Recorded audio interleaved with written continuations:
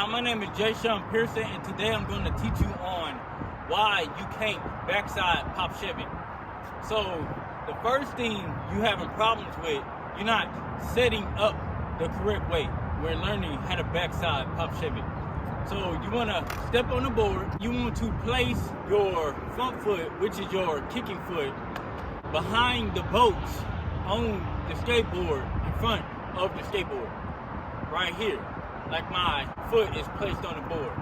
And you want to place your popping foot, which is your back leg, on the board like this. If you have this set up like this, you will be able to perform this trick the correct way. This is what that look like when you set up the correct way when learning this trick.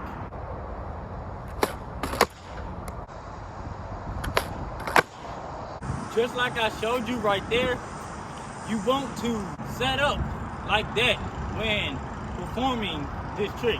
You want to place your kicking foot, which is your front foot, on the board like this, like my hand is placed on the board. You want to place your foot in this position, like my hand is placed on the board. You want to set it up like this, midway on the board in this position. And you want to place your popping foot, which is your back leg, on the board like this, on the tail. You want to have it kind of on the tail, like my hand is placed on the board. If you place your foot positions like that on the board while you attempting this trick, you will be able to perform this trick the correct way, and you will have no problems learning this trick the correct way. The bonus of this trick, when attempting the backside pop Shovit, you want to pop and scoop and jump forward as you attempting this trick. So you want to do this motion like this.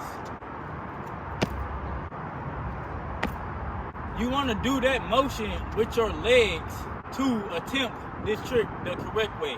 It's like a scissors kick type motion when you performing this trick. When you do that, you want to jump forward at the same time and scoop when attempting this trick. So if you do all that, you will be able to learn this trick the quicker way and the faster way when learning the backside pop Shovit.